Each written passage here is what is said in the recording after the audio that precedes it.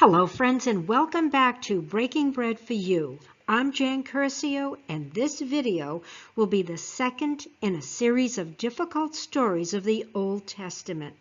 I hope you were informed in the first of this series, Elijah, the Boys, and the Bears, which is one of those difficult episodes in the Bible. And I believe that the story of Jephthah's daughter is even more difficult to appreciate. It is the story of the human sacrifice of Jephthah's daughter found in the book of Judges, chapter 11. Now, Jephthah, pronounced Jephthah, was a judge of Israel who served for 6 years between the judges Yair and Ibzan in the 12th century BC, whose mission it was to defeat Israel's enemy, the Ammonites. The Ammonites were the descendants of Ben-Ammi, a son of Lot, the nephew of Abraham. Ben-Ammi was conceived through an incestuous union between his father Lot with his younger daughter, who had intoxicated him for that purpose.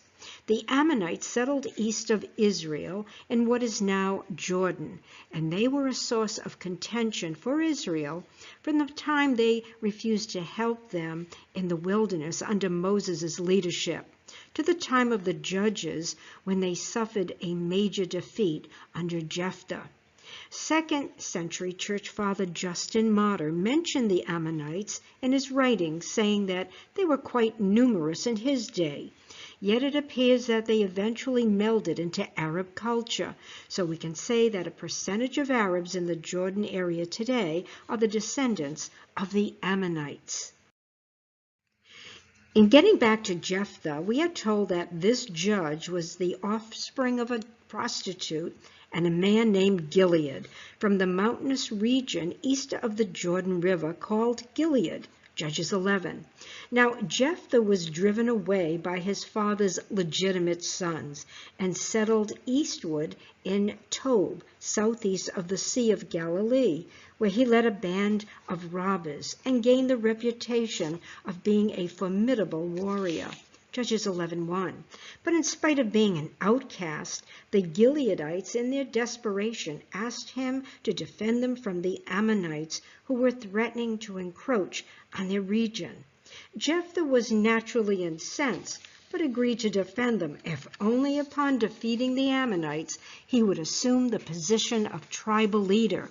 They agreed, of course, and Jephthah began with a diplomatic strategy, but which failed. So he organized his band of thugs and went off to battle. But although the Spirit of God was upon him, as he was approaching the enemy, he did something quite reckless. And I quote from verse 30, "And Jephthah made a vow to the Lord and said, 'If you will indeed deliver the people of Ammon into my hands, then it will be that whatever comes out of the doors of my house to meet me when I return in peace from the people of Ammon shall surely be the Lord's, and I will offer it up as a burnt offering.'" So Jephthah advanced towards the people of Ammon to fight against them, and the Lord delivered them into his hands. And he defeated them from Aroer as far as Minit, 20 cities, to Abel Karaim, and with very great slaughter. Thus the people of Ammon were subdued before the children of Israel.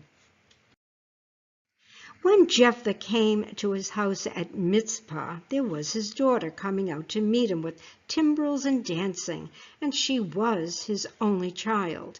Besides her, he had neither son nor daughter.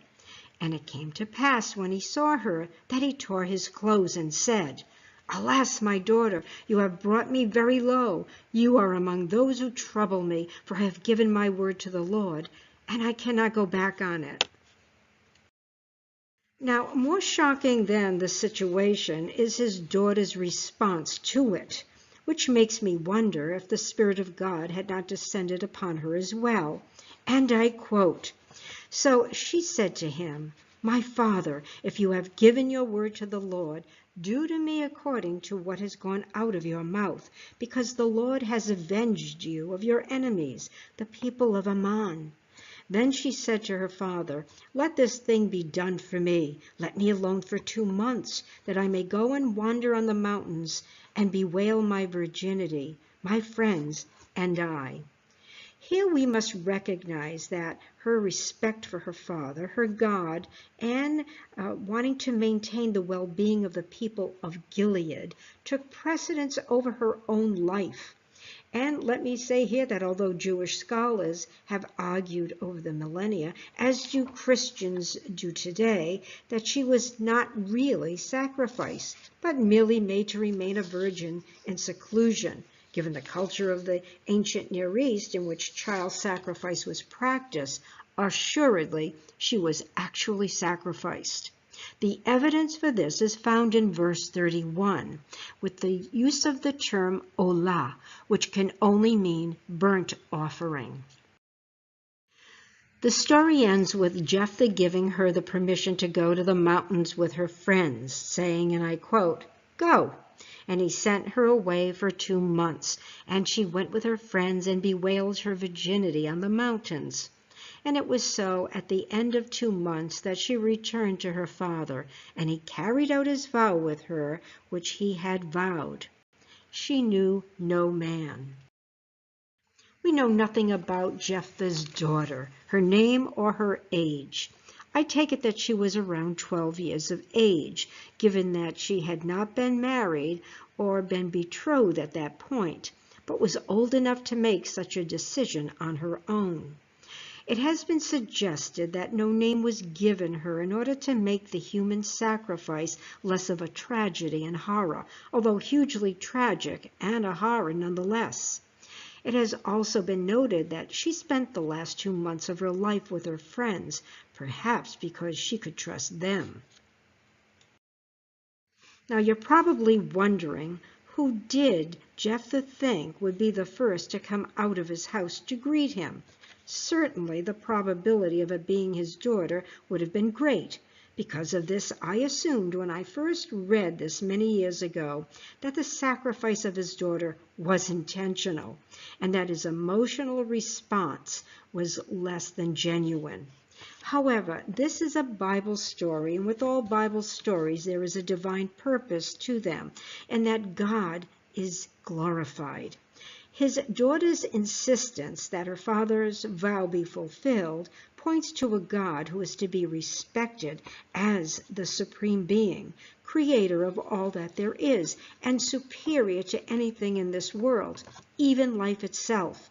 And it appears that Jephthah's daughter understood all of this.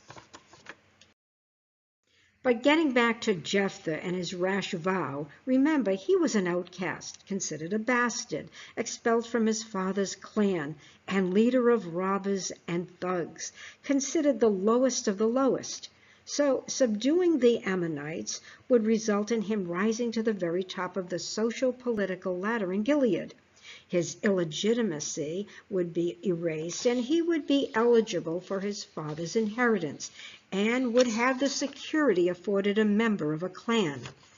So it is probable that political ambition clouded his obligation to his daughter, thereby vowing to God to specifically sacrifice her, knowing full well that she would have been the first to come out of the house to greet him. Then again, whoever had come out of the house to greet him, perhaps a servant or concubine, would have been the burnt offering. Likewise, a heinous fulfillment of the oath, an oath God would not have required of him in the first place. Further, instead of blaming himself, he transferred the blame to his daughter for being the first to come out to greet him, saying, "And it came to pass when he saw her that he tore his clothes and said, Alas, my daughter, you have brought me very low, and you are one of them that trouble me, for I have opened my mouth unto the Lord, and I cannot go back." Verse 35. Now, it was a custom in the ancient Near East that the women would come out to greet their war heroes, as did Miriam, Exodus 15:20, and the women who greeted King David, 1 Samuel 18:6. It would have been the wives and daughters in particular who awaited the return of their fathers and brothers coming from battle, who would run out to greet them and alert the townspeople of their return. So what does that tell us about Jephthah? It tells me that he was a brute, a political animal, an ambitious and cruel man, like the Ammonites he had just defeated, who sacrificed their children to their gods. Further, he should have known better, for Mosaic law forbade child sacrifice, and I quote, "Then the Lord spoke to Moses, saying, Again you shall say to the children of Israel, Whoever of the children of Israel or of the strangers who dwell in Israel, who gives any of his descendants to Molech, he shall surely be put to death." Leviticus 22. The reason for this law was that Israel was guilty of following the abominable practices of their pagan neighbors, including sacrificing their infants to Molech and other false deities. 1 Kings 11:7. Jephthah's sacrifice of his daughter is a clear indication of the moral decline of God's people and their disregard of his law. If our president offered up his child to be sacrificed in order to defeat our enemies, we would be horrified, as should have been the Gileadites. But none of them intervened. And why would they? They were joyous over the victory over the Ammonites. And Jephthah was now in charge. I had a difficult time finding illustrations of Jephthah making his oath, or in battle, or in victory, which indicates how artists over the millennia have not liked this judge. Yet based on the great amount of paintings of his daughter, it indicates their admiration and preference was for her. What we can say is that Jephthah did not really know the God he was serving, and that he is a God of mercy and would never condone such a cruel act of violence against a child. God did not require him to make an oath and then to sacrifice his child. But since the oath was made and the battle won, his daughter, who understood how important it is to keep an oath made to God, was willing to fulfill that oath. Mosaic law commands, and I quote, "When thou shalt vow a vow unto the Lord thy God, thou shalt not slack to pay it. For the Lord thy God will surely require it of thee, and it would be sin in thee." Deuteronomy 23:21.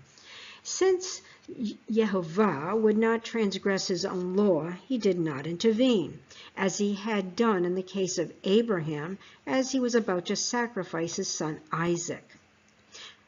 This passage ends with, and I quote, "And it became a custom in Israel that the daughters of Israel went 4 days each year to lament the daughter of Jephthah and the Gileadite." This lends more evidence that the girl had been offered up as a burnt offering. And as far as she would have been concerned, not only was she giving up her life, but she forfeited her purpose as a woman in that culture, which was to bear children. Although Jephthah defeated the Ammonites, I see his unnamed daughter as the true hero of the story, an exemplar of courage and faithfulness. Thank you for viewing, and please subscribe for alerts on my third presentation in the series on the difficult stories of the Old Testament. God bless you all, and may courage and faithfulness be your legacy.